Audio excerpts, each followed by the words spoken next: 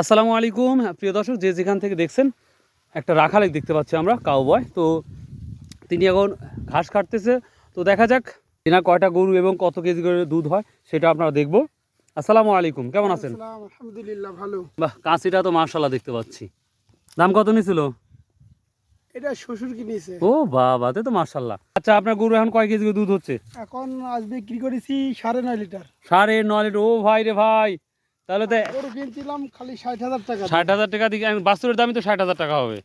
হ্যাঁ, আচ্ছা বেশি হতে পারে। অর্থাৎ বেশি হবে। মাশাআল্লাহ মাশাআল্লাহ। দুধ কোথায়, চাষকর না নাজিরপুর না হচ্ছে বাহাদুরপুর দিচ্ছেন?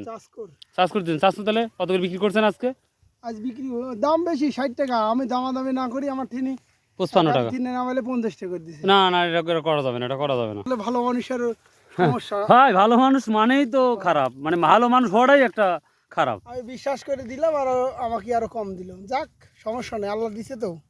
আজকেই প্রথমে চাষ করে পেয়েছিলেন আর আগে বিক্রি করছেন? এর আগে গতকালকে রাখা দিন বিক্রি করেছি হলো 55 টাকা করে। তো আপনার দৃষ্টিকোণ থেকে আমি যদি প্রশ্ন করি আপনাকে, যে এই অর্থাৎ ষাঁড় গরু পালাটা মানে এরে গরু পালাটা পজিটিভ, না হচ্ছে আপনি সাজেশন দেবেন হচ্ছে এই গাভী গরু পালাটা? মূলত গাভীগুলার 7টা দিন সমস্যা, বাদ বাকি আর কোনো দিন সমস্যা হবে না। সমস্যা হয় না। দিন হলো গাভী বিয়ানোর পর থেকেই গাভীর যে একটা উলান আছে, উলানটা শক্ত হয়ে যায়। অনেকে আমরা পারি না, অনেকেই দেখা যাচ্ছে যে হাজার দুধ টানলেও আসে না, ওই উলান এত পরিমাণ শক্ত হয়ে যায়। ওই চিন্তাতেই মানে 7টা দিনেই পেরেশানেই মানুষ বলে যার গাভী পালবো না।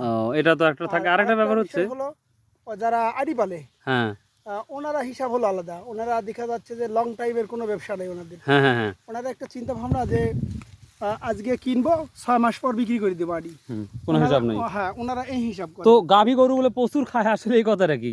গাভী গরুটা খায় বেশি, তাই না? প্রচুর খায়। 10 কেজি যদি দুধ বের হয় তাহলে তো খাবেই। সকালবেলা 1 বস্তা, এখন আবার 2 বস্তা 3 বস্তা, আবার ওইদিকে আমার শ্বশুর কাটিচ্ছে প্রায় 4 বস্তা ঘাস খায় দিনে। 4 বস্তা ঘাস খাওয়াতে হয়? ওরে বাবা রে বাবা, তাহলে আসছেন কখন? এই তো আমি 3:30টার সময় আইছি, 6:30টা থেকে শুরু হয়েছে কাটা। বলেন কি? গোটা হেলে তাহলে তো এক্সট্রা জায়গা থাকলে যদি ঘাস বানানো সব। আমি যেটুকু দেখতেছি যে ওই আড়ি গরুর সাথে গাভী গরুর লাভজনক। অনেকে আমরা বলতে পারি যে কেন লাভজনক। আসলে গাই গরুর যে সারাটা দিন, এই যে আমি এই দুধটা বিক্রি করেছি 950 475 টাকা দাম, 50 টাকা 75 হয়, 70 দিয়েছে 400। ও সারাদিনে সর্বোচ্চ গেলে 200 টাকা খাবে। এখন আমরা অনেকেই বলি যে নার্সা বেশি খায়, আসলে একজনের হিসাব একরকম।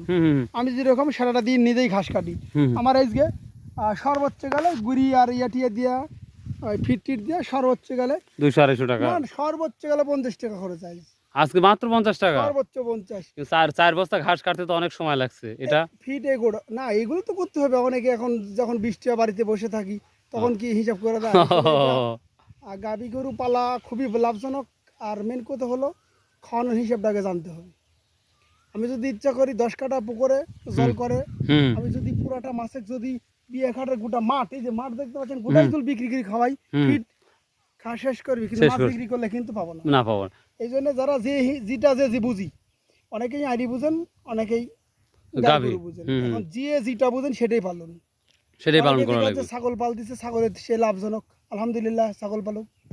তবে আপনি করছেন যে গাভী গরু পাললেও ভালো একটা প্রফিট পাওয়া যাচ্ছে। হ্যাঁ, এখন দেখা যাচ্ছে যে বললাম না 7টা দিন উলানে, অনেকেই দেখা যাচ্ছে যে উলানটা এত পরিমাণ শক্ত হয়ে যায়, ওই দুধটা প্রথমে টানে না।